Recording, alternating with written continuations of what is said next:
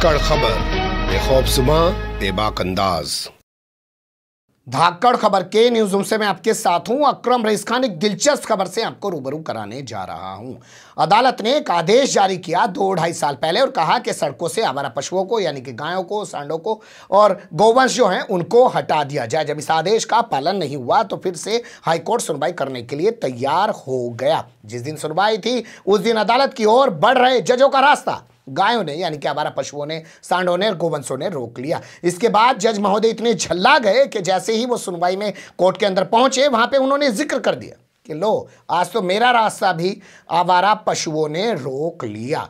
क्या है ये पूरी कहानी, तीसरे हिस्से में खबर के आपके सामने रखूंगा और खबर के दूसरे हिस्से में आपको बताऊंगा कि दिल्ली हाईकोर्ट के अंदर भी एक पिटीशन दाखिल की गई है आवारा पशुओं को सड़क से हटाने के लिए। और खबर के पहले हिस्से में आपको बताऊंगा उत्तर प्रदेश का हाल, जहां गायों के, गोवंशों के मरने का सिलसिला रुकने का नाम नहीं ले रहा और वहां की सरकार रात दिन गाय के नाम पर राजनीति कर रही है। और गौशाला चलाने वाली अपर्णा यादव अब भाजपा में जा चुकी हैं। उन्होंने पहले आदित्यनाथ योगी को अपनी गौशाला में बुलाया, घुमाया उनको और अब वो भाजपा की हो गई हैं, भाजपा में चली गई हैं। इस खबर के भी क्या माने निकलते हैं इसे बाद में आपके सामने रखूंगा, लेकिन सबसे पहले अखबारों में छपी खबरों पर नजर डाल लेते हैं। अखबारों में छपी खबरों के मुताबिक आवारा पशु शब्द यूज किया जा रहा है। मैं इस पर ऐतराज करना चाहता हूं और बहुत जिम्मेदारी के साथ ऐतराज करना चाहता हूं। या तो आप गाय माता कहिए, गौ माता कहिए या आवारा पशु कहिए, कोई एक शब्द चुनिए। जब आप आवारा पशु कह रहे हैं तो फिर आप गौ माता मत कहिए और जब आप गौ माता कह रहे हैं तो आप आवारा पशु मत कीजिए।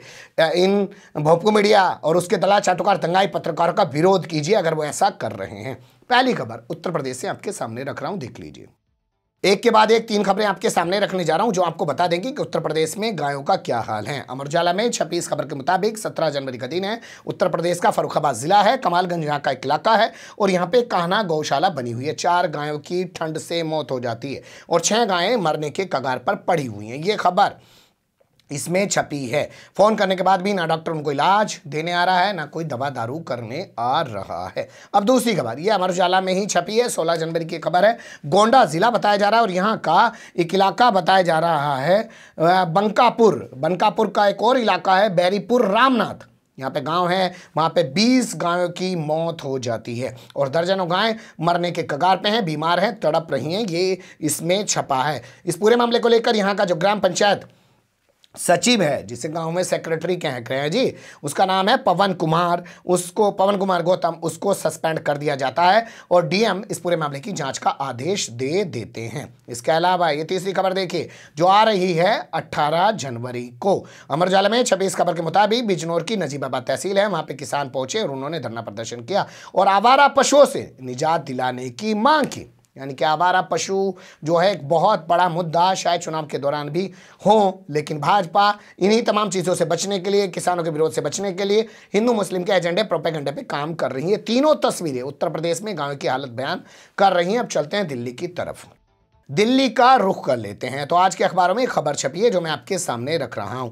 दिल्ली हाईकोर्ट में एक पिटीशन दाखिल की गई है जिस पर जस्टिस वी कामेश्वर ने नोटिस जारी कर दिया है डीसीपी ट्रैफिक को, यानी जो ट्रैफिक का डीसीपी है ना, यातायात उपायुक्त जो है, उसको नोटिस जारी कर दिया, उससे जवाब मांग लिया और साउथ दिल्ली नगर निगम जहां पे 15 साल से भाजपा का कब्जा है उनसे भी जवाब मांग लिया है। अब आप कहेंगे पिटीशन के बारे में तो जानकारी दे दो, आखिर क्या दाखिल की गई है।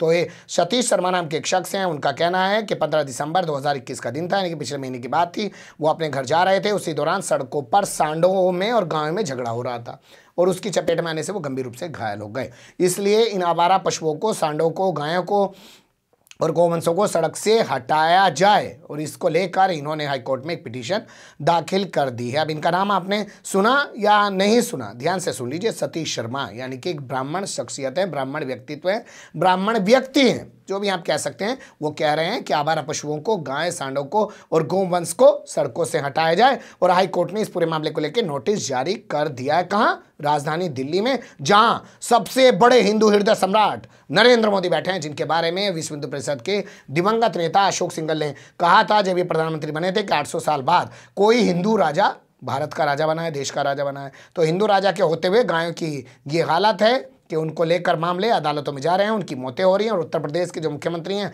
उनके तो वीडियो वायरल होते ही रहते हैं, गायों को गुड़ खिलाते हुए, ये करते हुए, वो करते हुए।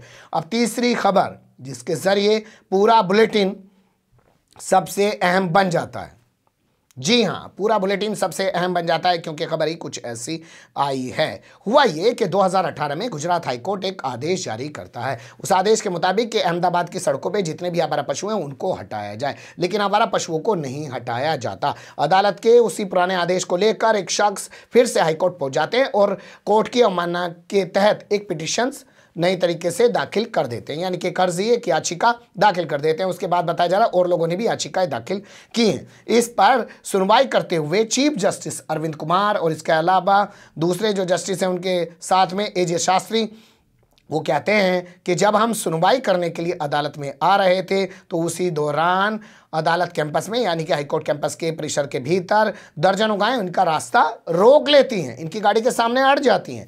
खबर में छपा है कि पुलिस वाले सीटी बजाते रहते हैं, लेकिन फिर भी गायें वहां से हटती नहीं हैं। इस पर इनको काफ़ी गुस्सा आता है और अपने सुनवाई के दौरान इस पर इन्होंने टिप्पणी भी की है कि हमने 2018 में आदेश दिया, आप लोगों ने हालत ये बना के रख दी है कि हमारे रास्ते तक गायों की वजह से रुक रहे हैं, हम समय पर अदालत में नहीं पहुंच पा रहे हैं। और ये खबर कहाँ से आती है?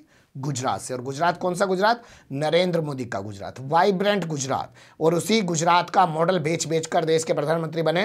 लेकिन उस गुजरात की दुर्दशा क्या है कि हाईकोर्ट के आदेशों का पालन नहीं होता। हम जानते हैं कोरोना लॉकडाउन के दौरान भी हाईकोर्ट ने किस किस तरीके के आदेश दिए हैं, जिससे गुजरात सरकार की जमकर फजीहत हुई है। और उसी फजीहत के चलते बताया जा रहा है कि वहां से मुख्यमंत्री को, विजय रूपाणी को हटाया गया और दूसरे को मुख्यमंत्री बनाकर बिठाया गया, क्योंकि अगले इस साल के आखिर में जो 2022 चल रहा है, इसकी शुरुआत में तो उत्तर प्रदेश समेत 5 राज्यों में चुनाव हो रहे हैं और इस साल के आखिर में गुजरात समेत कई राज्यों में चुनाव होंगे।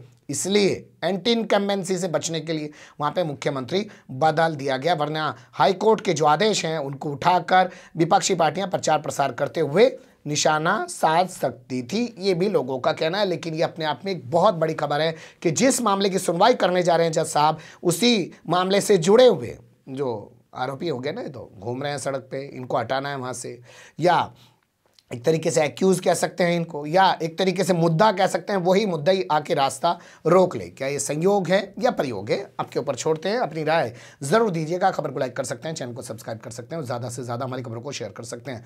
फिर ऐसे ही किसी सुलगते हुए या उलझते मुद्दे लेकर मैं आपके सामने हूँगा हाजिर। फिलहाल अभी मुझे दें इजाज़त।